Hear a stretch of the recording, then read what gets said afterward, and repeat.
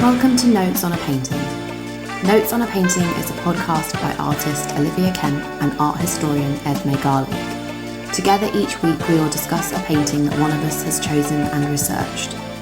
Our choices of painting will reflect where our tastes differ and overlap across the history of art.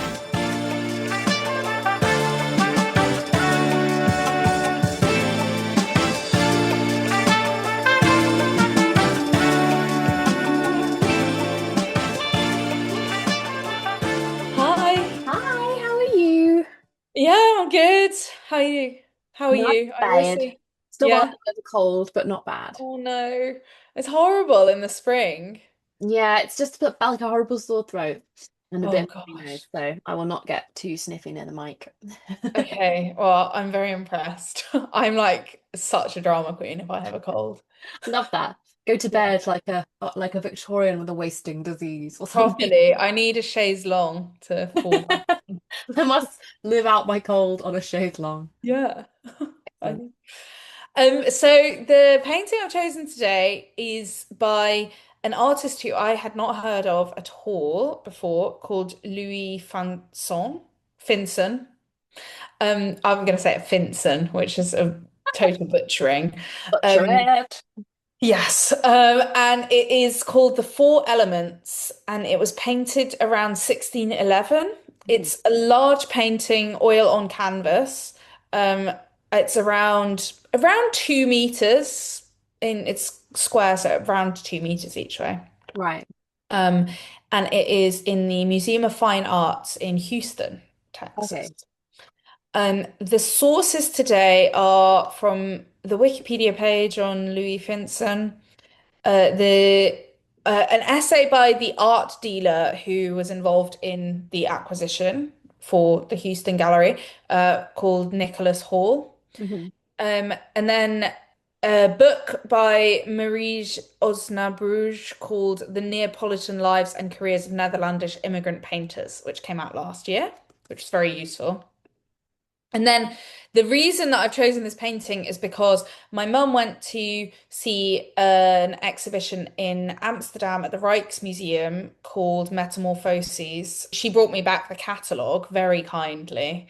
And this painting was in it, and I was very taken with it because it's so bizarre. So that exhibition is going on until the 25th of May. So very soon it will be Mm. ending. Um, but yeah, I wish I could have been, but I do have the catalogue, so that's lovely, a real Nice. treat. So Yes. yeah, just before we started recording, I was saying how this is a bit of a mean one to give you to describe, but I have faith. Okay, so describing this painting, it's four figures that are sort of interlocking, intermingled, writhing together, I would say. Together, they make up a sort of circle shape on a square-ish canvas, with each figure taking up about a quarter of the space, like a segment of a circle. And then they're all joined and interlocked by the grasping of hands or feet touching, bodies laid on bodies.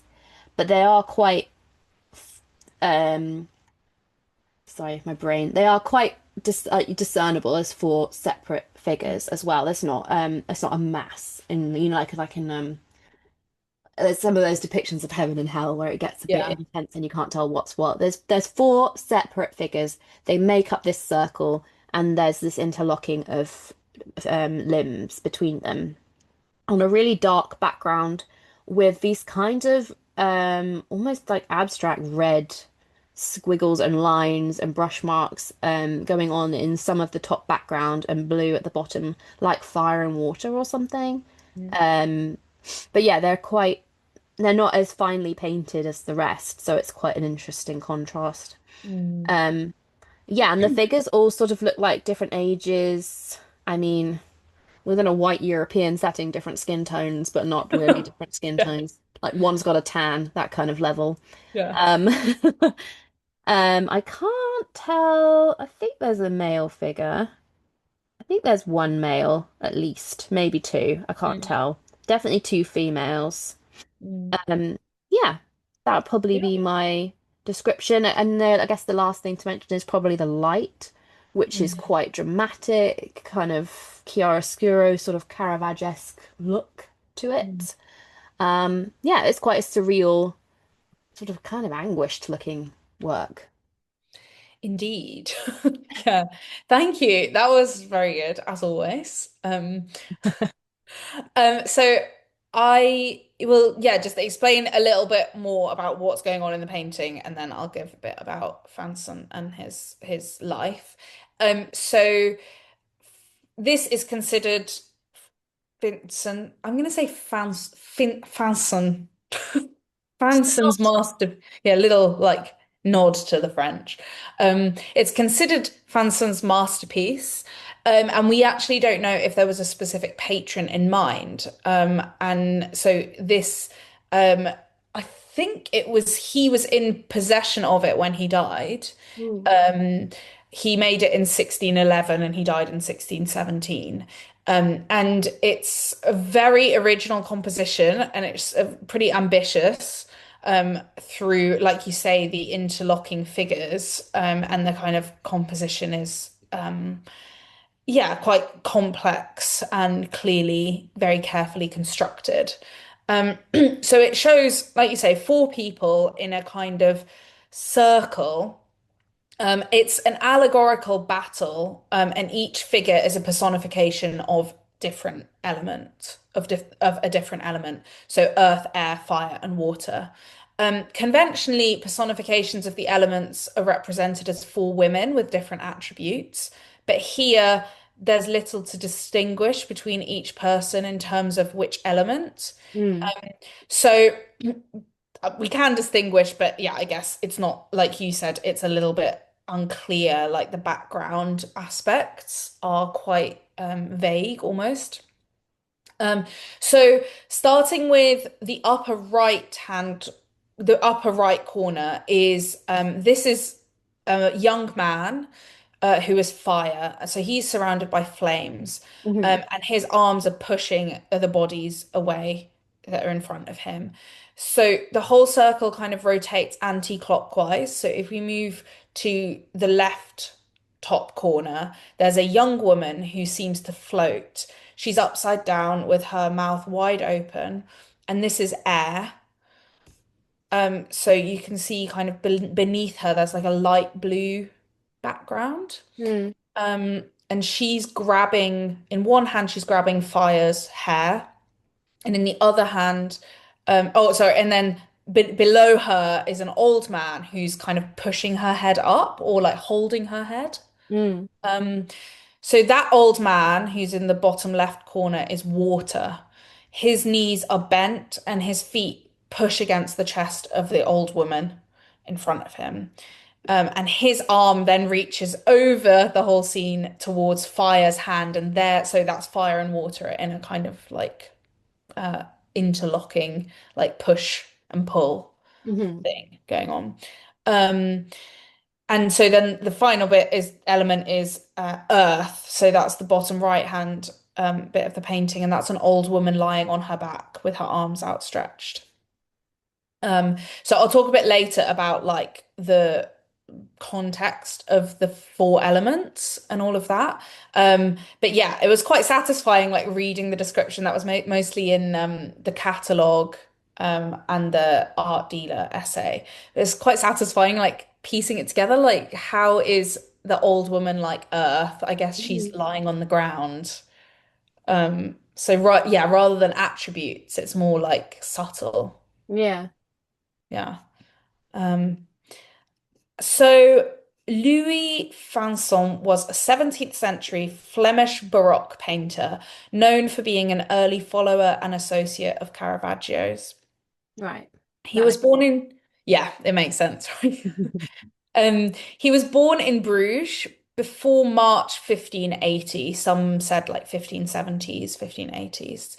Um, just a reminder that Flanders, this was in Flanders at the time, a Dutch-speaking northern region of Belgium. As with so many artists, like we said last week as well, his family was full of painters. and he was an apprentice to his father until he was around 20 years old. But Mm. from what I read, his father was a kind of like lower end of painters. He wasn't a particularly highly regarded painter in Right. the city. Um, so Fanson probably left Flanders in the mid 1590s. And there's little archival evidence of his earlier years. So there's quite a big gap around all of that. It's possible that he traveled overland. So he basically made his way to Italy. It's possible he traveled overland to Marseille and then by boat to Italy because he later would return to France. So it's kind of thought he might have had connections to France. Mm. But he might also have gone through German-speaking lands, which at this time were much safer, because France was going through a period of wars. Um, so Marie Osnabrück in the book about Netherlandish paint or what was it? Netherlandish painters in Naples. She suggests that early paintings by Fanson suggest a knowledge of painters active in Prague at the time. So he might have Right. stopped off at the court of Rudolph II on his way to Italy, which made me very happy because that's one of our episodes that we did Well, the about, Springer. yeah, about the court of Rudolph II. So it's kind of like I found this research interesting. Like I didn't pick the painting because of this, but it was quite satisfying. Some of the like there's the Caravaggio link and then the Rudolph II and Prague link Mm. as well. Um, so, but there's also the possibility that Fanson studied the work of those Rudolphine painters through engravings as well, which obviously was circulating around European courts, particularly during this period. Mm. And in lots of ways, this is a kind of late Mannerist artist traveling around Europe. That's quite typical of that. Yeah. Um, so on his way to Naples, Fanson spent some time in Rome, and then he lived and worked in Naples from 1608 until 1612. So Naples was the capital of the Spanish. This is where I'm gonna maybe blunder on how you say it. Like it's vice. It's written viceroy royalty, but is it like viceroyalty? Oh, don't know. So there were lots of Right. links with Spain, obviously. It was an alluring destination for Netherlandish artists and Flemish artists in the 16th and 17th centuries. Right. It was, Okay. yeah. So it was a bustling metropolis with a complex mix of institutions. So the Spanish government, church officials, and also the Neapolitan elite. Um, and as we discussed in the Jura episode as well, which obviously was quite a bit earlier, but like travel was increasingly a very important part of artists' lives at this time. And Italy was a key destination. And I think that was interesting how last week's episode about Zurbarán, like the fact that he didn't really travel at all, Mm. is also an interesting contrast. Yeah, the travel has massive impacts on Huge, artist yeah. outputs, even when, you need to think about someone like Turner waiting to travel for so long. Yeah, yeah, true. Having to go to Dudley of all places. Yeah. Poor man. No, I've got all the love for Dudley, actually. Um, so, his connection with Caravaggio is what Fanson is mostly known for. Mm. So at the time, loads of artists, both in Rome and across Europe, were very impressed, obviously, with Caravaggio, Yeah. um, as discussed in the episode on Caravaggio. But Osna Bruges, in her book, argues that Fanson's connection with the artist was much deeper than most of the other contemporary painters.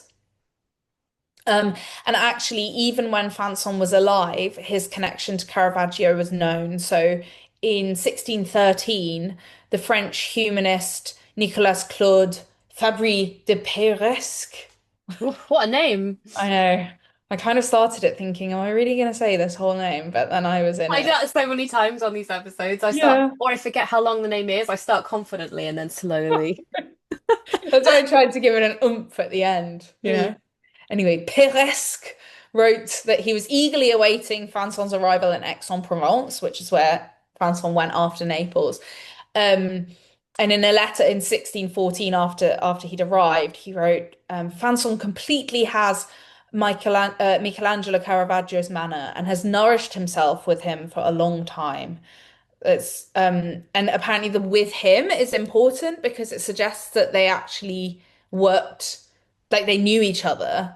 Uh, Oh, so yeah, this is the interesting thing. So Caravaggio arrived in Naples in 1606 for about a year, and then later returned to the city from 1609 to 1610, right, and Vincent was there during that period. So yeah, and also Caravaggio, it was where he was traveling from Naples to Rome when he died. right, okay. So it was kind of end towards the end of Caravaggio's life. Um, it's likely that they met each other. If they did meet each other, which they probably did, they would have met as equals and colleagues because both were established artists at this time. Um, And Fanson made copies of Caravaggio's works, such as Mary Magdalene in Ecstasy in 1613, and Judith beheading Holofernes was an earlier copy. So Mm. um, they're quite good. I don't know how I feel about copies. It was quite interesting, little reading a little bit about it, about like I think copies are it's a whole history of art in itself, Yeah. copies. And I think I can be quite disparaging about them, but actually They're so, they're really interesting. you learn a lot by making a copy because you Yeah. have to look at the work in a way you would never look at it if you were just standing in front of it. Hmm. Often it's not about the outcome, it's about the process, Interesting. or the way that you have to alter how you make work in order to Hmm. copy. You Yeah. find a new, a new mark or uh, Yeah. new way of representing something, a texture perhaps, or Yeah. a form that you haven't had to deal with prior. Yeah. Um, yeah, and yeah, it's a Mm. really interesting part of practice, I think. Yeah, definitely. And if he was, he was in the world that Caravaggio was in as well at the time. I mean, they're contemporaries. It's quite unusual That is also. unusual. Yeah. Like Think when about I today's standards. yeah, and when I read that Fanson was a follower of some people say he's a follower of Caravaggio. I thought, oh, he'll come later, or he's, Mm, that. Um, but yeah, really interesting that there was that overlap. Um, so Fanson and a friend and fellow painter Abraham Vink, who is also a Flemish painter in Naples, they were actually in possession of at least two of Caravaggio's paintings, which were recorded in 1617 in Vink's house in Amsterdam, where Fanson was towards the end of his life. right. So they had Virgin of the Rosary and Judith and Holofernes by Caravaggio, which is really cool as well that they actually had them. Yeah. Yeah. Um, so yeah, I about the painting itself and like a bit more about what the hell is going on in it. Um, so like I said, it's an allegorical depiction of the four elements, but this is also can be interpreted, it's also called chaos as well. So Right. in Ovid's Metamorphoses, and this is why it was included in the exhibition in the Rijksmuseum this year, the creation of the cosmos comes out of chaos. So it's a kind of world view of like how does the cosmos, yeah, how does it literally come into existence? Um, and it's the theme is rooted in Aristotle's cosmology, which directly connects the four elements, the four temperaments, age and gender, and then also like the humors and like bodily fluids, as well as the seasons. Okay. So it's like everything in there, the worldview, it's a cosmic system, basically, and a whole cosmology and philosophy. I feel like With I'm on board with all of them except Earth. except with Earth. Because it's just an old lady on the ground. I don't know. I'm just a bit like, why is Earth the really old one, and why is Earth the one that's being stomped on by everyone? And I don't know. Like they've all got all the others have a It's little like air has accurate. that bit of blue, fire has Yeah. the red, water has a bit of water underneath, and Yeah. Earth is just a lady on the ground. I don't know. I don't know. But I kind of feel like now more than ever, it's like God, Earth is being stomped on. So like, yeah, like he was on to something. It's like she's There's no screaming. representation of how she links to Earth, whereas the others all have some kind Oh, of I see what you mean. Yeah. I mean, the fact that she's on the ground seems to be the main thing, doesn't it? but there is no ground either. She's just laying there, I guess. Is there a ground? Oh, there might be ground. I think it might be because it's so dark, but I think there might be kind of like leaves or something under her. Right, okay. That because that's Um, what I was taking issue with, I think, is that everyone else oh, I see. has that, whereas Earth seemed a little like, how is Seems like that a, Earth? yeah, where's my like patch of something? Yeah, I know Yeah. what you mean. Yeah, yeah. Um, so the Aristotle's cosmic system, there were lots and lots of diagrams through the ages. This is like not just kind of the Renaissance and later into the Enlightenment, but like all through the Middle Ages, there's diagrams, and often they're like circles and spheres and different like circles and different elements of the yeah, the cosmos. Hmm. Um, but the key is that it's all harmonious. And the contrast then is earthly reality, which is where elements are constantly competing with each other, where there's imperfect and unstable conditions, and the world is constantly changing. So it's kind of this can then be understood as an allegorical representation of the changes and the struggles in human life, which I kind of liked as well, that it's like the whole point is that it's meant to be a struggle in this painting, and there's tension and competition. Yeah. And so when I'm describing like talking about Aristotle's cosmos or like um Ovid's Metamorphoses, it's about chaos. Like this is particularly about chaos. It's not the harmonious universe and world and ideal. Hmm. Um, so yeah, like artists were interested in this theme of like disorder in the elements, but this one is probably the most like arresting and explicit of the period. And again, like quite ambiguous in terms of attributes as well. Yeah. So another aspect of it, obviously, and a big part of Fanson's interest was human anatomy and nudity, especially. Um, and at the time in Naples, and in artwork in Naples, there was it was very rare to see nude figures like this. So for people at the time, this would have been quite shocking and probably quite intriguing. Um, and again, I think that's maybe why there wasn't a patron in mind, particularly.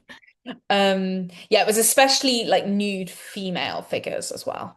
Um, So nude females were more shocking than nude male. yeah, apparently at the time in Neapolitan artworks. Right. I don't know if there's like a link with the Spanish as well at this point. Like when we were thinking about Zurbarán and like the kind of religious implications of the female nude figure at this period and like That would make censorship. I some, don't know. I'm yeah. just yeah. Because obviously like you know, again, maybe also courtly paintings like Rudolph II's court has there are loads of mythological nude female figures. So yeah, it must be quite specific to Naples, but that's what I read in the Osnabrück book.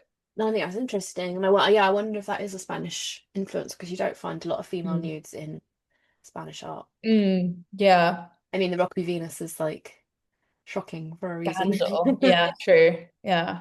Um, but Osnabrück writes that in this painting, like she interprets this painting as having the true subject of human anatomy. Like that's the main focus, is what she's talking about. Right. Um, and like you said, there are different, I mean, within like white European standards, different skin colors and textures, and also ages is the one that struck me most as Mm, being really interesting.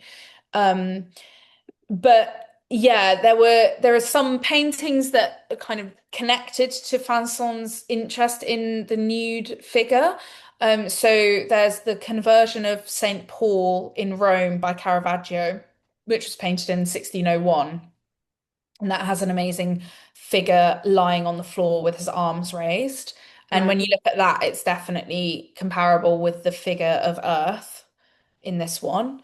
Then there's the middle-aged man of water has been compared to Michelangelo's muscular ignudi in the Sistine Chapel. Again, definitely like the muscular male nude. Yeah, You can really see that. Um, definitely. and in other paintings by Fanson, you see less dramatically, but still like the nude male figures are very dynamic. And there's a lot of foreshortening as well in them, like an interest in, yeah, how to construct the human body in interesting poses and all of Mm, that. Um, but I can see that this one, yeah, the more you look at it, the more you kind of realize how their bodies are so dynamic. Like the fire's leg is like in the middle, but because it's in the dark, you can't really see it at first. But it's like pushing against the personification of water. And yeah, all of the legs, it's just a whole cluster, really. yeah. Yeah. Um, So yeah, after Fanson left Naples around when was it? 1612, I think. 1612, 1613. He went to Aix-en-Provence in the south of France, and then he eventually settled in Amsterdam in 1616. Right. Um, and he died there a year later in 1617, like I said. Um, so after he died, the painting was offered to King Christian IV of Denmark in Copenhagen. And apparently there were negotiations for years until they finally collapsed around 1623, Mm, 1624. So it was returned to Amsterdam, where I've got like the list of the provenance, but basically it seems to have stayed in the Netherlands until um 2005 actually. It's changed hands a little bit, but it came into Sotheby's auction in 2005. Then it right. went into a private collection until 2018 when it was bought by the Sarah Campbell Blaffer Foundation for the Museum of Fine Arts in Houston. And here it is. But kind of amazing it was in a private collection so recently. Um, Mm, Imagine having that yeah, that's in your quite an house. intense work to have in your collection. Yeah. Um, but yeah, I think the thing I love about it most is the ages, actually. Yeah, Because that's I like it's quite rare to see. and I do like the figure Earth probably most. Mm. Yeah. What do you think of it? It's a bit intense for me. I think it's beautifully painted though. I can Yeah. see why it was a hard sell at the time, Yeah. and potentially like yeah, after his death as well. It's like a really hard sell. We're talking like years of negotiation, Yeah. which fell through. It's like, what? Well, you don't often see that level of intensity in a work that's not religious, that doesn't have that Interesting. undertone of like, well, it's about God, so therefore, it's acceptable True. drama. You don't, yeah, it's quite a lot. It's sort of Yeah, like the Rubens, the rape of the Sabine women. You sort of think, who wanted that? yeah, true. Yeah. It reminds me of like Massacre of the Innocents vibe, Yeah. where you're like, which I know is religious, obviously, but you think, God, this is so intense Yeah. and awful. I think also this one, um, it's quite unusual. I think that I can't really sense much eroticism in it as well, No. which is interesting because you'd expect, especially with after talking about like the kind of eroticism of the Mannerist nudes, especially mythological nudes, and Mm, how the mythology would often cover up or excuse the what was really like meant to be quite titillating and quite erotic for the yeah. viewer. Um, the even like the young woman, yes, we see her breasts, but she's screaming and falling backwards, Bit of a and turn it's off, not, isn't it? yeah.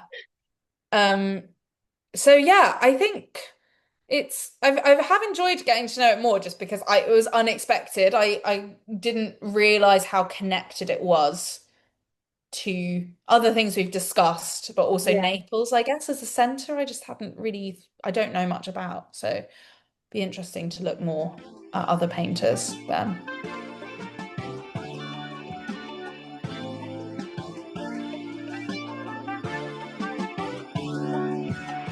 Thank you for joining us this week. We can never be 100% sure of the accuracy of historical events. However, the information we are providing is based on our own research. If there's a painting you'd like to hear us discuss, please let us know on social media. And if you've enjoyed this podcast, please subscribe for weekly episodes.